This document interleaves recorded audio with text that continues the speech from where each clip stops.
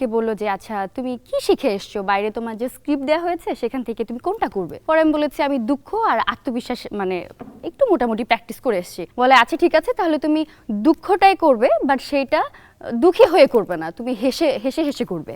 দুঃখটাকে আপনি একটু এইভাবে বলেন তো, দুঃখটাকে আপনি সুখের মতো করে বলেন। আমি প্রথম লাইনটা ভুলে গেছি। আমার কি সত্যি কোনো মূল্য নেই? ও আচ্ছা হ্যাঁ,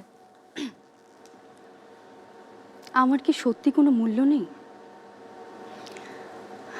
আমার মনে হয় সবাই আমাকে এড়িয়ে যায়। দুঃখ পাচ্ছেন? এত দুঃখ না, মানে আছে না যে আমার সত্যি কি কোনো আমার মনে হয় সবাই আমাকে এড়িয়ে যায়। অ্যাক্টিং করে দেখানোর পরে আমাকে আবার আগের দিনের মতো বললো এবছর তোমাকে কার্ড দেওয়া হবে না। তো আমি মনে মনে ভাবছিলাম এবার কি সত্যি দুষ্টুমি করছে নাকি আসলেই দিবে না। তো আমি একটু চুপ হয়েছিলাম, তারপর আচ্ছা থাকতাম, মন খারাপ করো না, কার্ডটা নিয়ে চলে যাও। দেন আমার মনে ও মাই গড, আমি এত নার্ভাস ছিলাম। আলহামদুলিল্লাহ ইয়েস, দেন আমি বাইরে চলে গেছি। প্রিয় দর্শক, আমরা সবেমাত্র দীপ্ত স্টার হান্টের এই যাত্রা শুরু করেছি। আশা করব আপনারা শেষ পর্যন্ত পাশে থাকবেন। আসলে আমরা চেয়েছি যে প্রত্যেক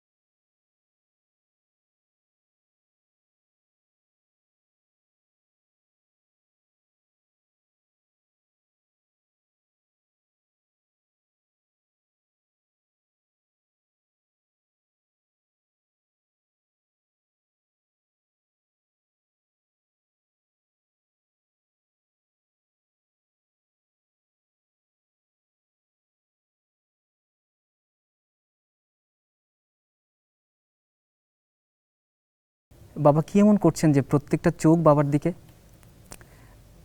আমি এটা বুঝতাম যে বাবার সেই স্টামিনা বা সেই এনার্জিটা আছে। তো তখন থেকে আমি সিদ্ধান্ত নিয়েছিলাম যে না, আমি এমন কিছু করব যাতে মানুষ আমাকে দেখে।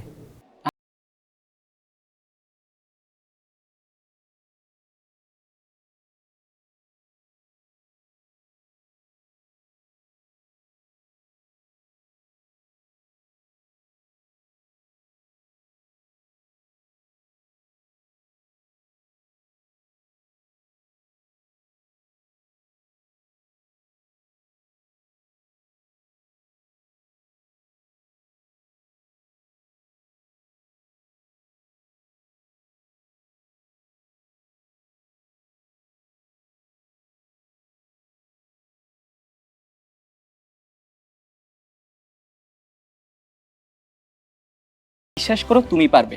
তারপর বিচারকরা আমাকে বললেন যে তুমি একটু হিরোর মতো হেঁটে আসো।